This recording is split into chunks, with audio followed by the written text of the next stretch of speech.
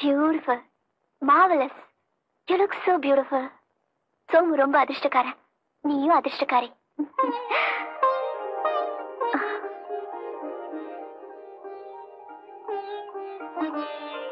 இந்தா பாப்பலாம். அதோ அந்த ரூம் போ. எனக்கு பயமா இருக்கு. முதல்ல அப்படிதான் இருக்கும், போக போக எல்லாம் சரியாயிடும். எனக்கும் அப்படிதான் இருந்தது. போ.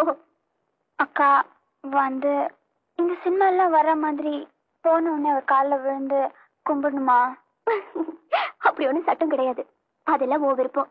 இஷ்டம் இருந்தா கும்பிடு, இல்லைன்னா அவரை கும்பிட சொல்லு. போங்கக்கா, தெரியலன்னு தானே கேட்குறேன், சொல்லி தரக்கூடாதா? இதெல்லாம் சொல்லி தெரிஞ்சுக்கிறதுல சுகமே இல்லை, சுவாரஸ்யம் போயிடும். தானே தெரிஞ்சுக்கணும். அவரு பாதி பாலை குடிச்சிட்டு மிச்சத்தை என்ன குடிக்க சொல்வாரா? எச்சின்னா எனக்கு கொமட்டுமே. சினிமா பார்த்து பார்த்து அதையே கற்பனை பண்ணிக்காத. எச்சில்னா கொமட்டுமா? போ போ, கொமட்டுமா இன்னைக்குமா நாளைக்கு காலையில தான் தெரியும். போ போ.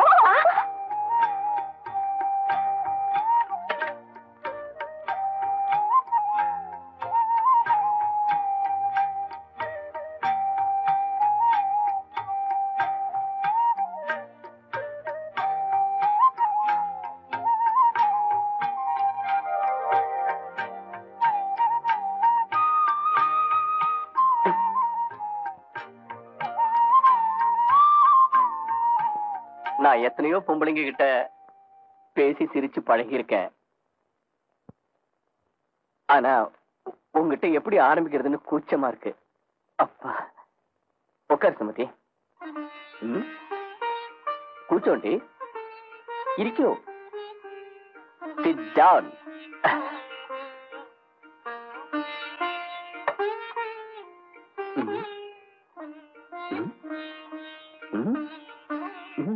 என்ன பாக்குறீங்க?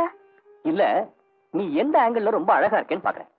Long shot, profile, close up. ஆடாடாடாடா, நீ எல்லா ஆங்கிள்லயும் ரொம்ப அழகா இருக்கியே. ஏன் 7 வருஷம் மாடலிங் சர்வீஸ்ல உன்ன மாதிரி ஒரு அழகான பொண்ணை பார்த்ததே இல்ல. எப்படி மிஸ் பண்ண? முகம் அழகா இருக்கும், ஆனா உடம்பு வே. நீ எல்லாத்துலயுமே வா. நான் உங்க மாடலிங் பொண்ணு இல்லைங்க. ஆமா, ஒன்னு அவங்களோட ஒப்பிட்டு பேசினது தப்புதான். Sorry, very very sorry. Sumathi, I love you.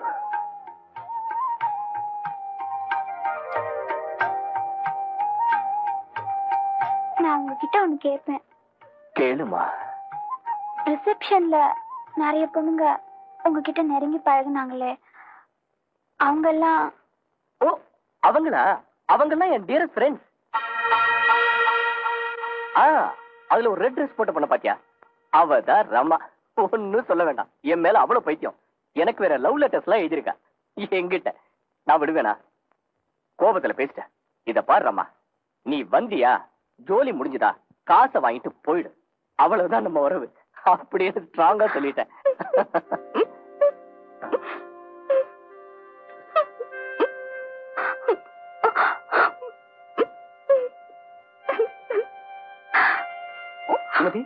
என்னாச்சு? ஏன் அழுகுற?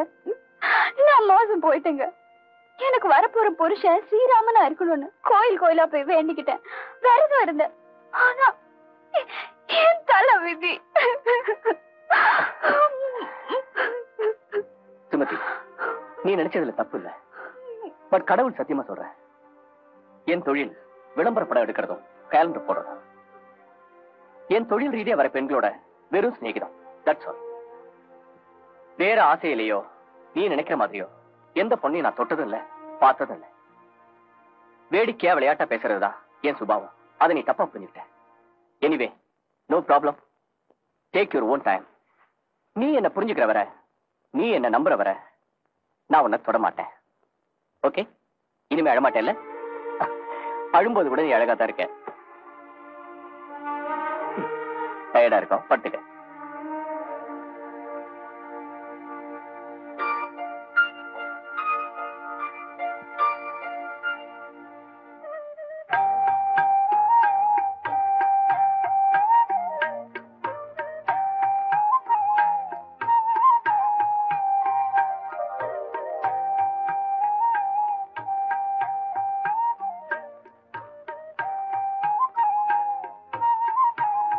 நீங்க எனக்கே சொந்தமா இருக்கணும்.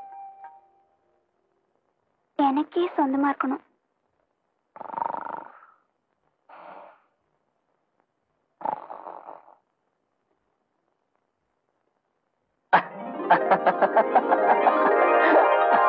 சுமதியை புரிஞ்சுக்கவே முடியலப்பா. எதை எடுத்தாலும் அவங்க அப்பா மாதிரி பாயிண்டா பேசுறா. கோர்ட்ல குறுக்கு விசாரணை பண்ற மாதிரி கேள்வி கேட்கிறா. இத்தனைக்கும் நிறைய படிச்சிருக்கா. என்ன புண்ணியம், வளர்த்த முறை சரியில்லை. அதை பத்தி இப்ப என்னடா, அவ இப்ப நம்ம குடும்பத்துக்கு மருமகளா வந்துட்டா. கொஞ்ச நாள் பழகினா எல்லாம் சரியா போயிடும். அவ குடும்பத்துல அவளை எப்படி வளர்த்தா நமக்கு என்ன? இது பாருங்க, எங்க வீட்டுல என்ன நல்லபடியா தான் வளர்த்தாங்க, நல்ல பழக்க வழக்கத்தை தான் சொல்லி கொடுத்தாங்க.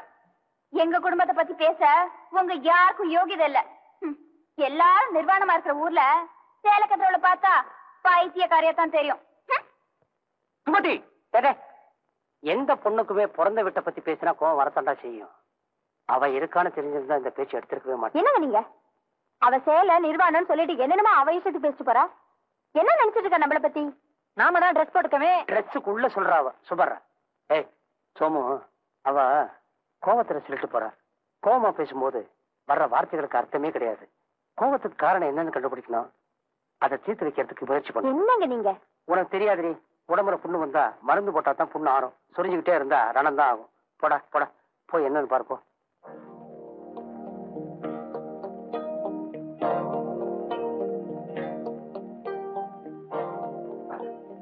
சுமதி,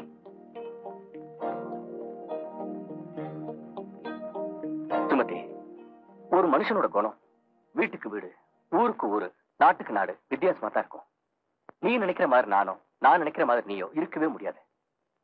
ஒருத்தர் புரிஞ்சுக்கிட்டு ஒருத்தருக்கு ஒருத்தர் ஆதரவா இருந்தோம்னா அதுதான் நிம்மதியான வாழ்க்கைக்கு அத்திவாரமா அமையும்.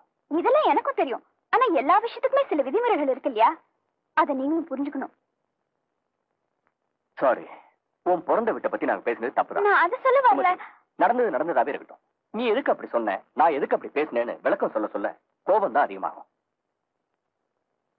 இத பாருமா, ஏதாவது பிரச்சனைன்னு வந்தா அத மனசுல போட்டு வச்சுக்காம அப்பப்ப கேட்டுரு, அப்பப்ப தீத்துரு, மனசு லேசாயிடும். சரி, நீங்க சொல்ற மாதிரியே கேக்குறேன். உங்க அண்ணனும் கார் வச்சிருக்காரு, கார்ல தான் ஆபீஸ் போறாரு. அவரும் கண்ணி மாலாவை ஆபீஸ் போகும்போது டிராப் பண்ணிட்டு போக வேண்டியதானே? நீங்க எதுக்கு டுரின் மோட்டர் சைக்கிள் ஏத்தி போனோம்? நான் ஒண்ணு சந்தேகப்பட்டு சொல்ல. ஊர்ல 4 பேர் பார்த்தா என்ன நினைப்பாங்க? 4 பேர் 4 விதமா பேசினா உங்களுக்கு தானே கெட்ட பேரு.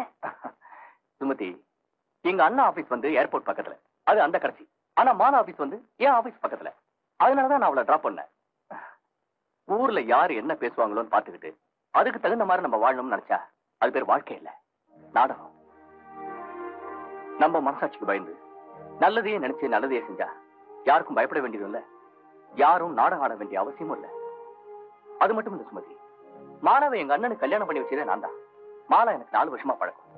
அவ கூட கொஞ்சம் நெருங்கி பழகினா நீ அவளை நல்லா புரிஞ்சுக்க முடியும். வேற ஏதாவது சந்தேகம் இருக்கா? நான் சந்தேகப்படலங்க. சூழ்நிலைக்காக பயப்படுறீங்கறியா? ஏன் முட்டாள், நம்ம யார்? புருஷன் மனைவி. நமக்கு நடுவுல ஒரு திரை விழாத வரைக்கும் நமக்குள்ள பிரச்சனையும் இல்ல, பிரிவும் இல்ல. புரிஞ்சுதா?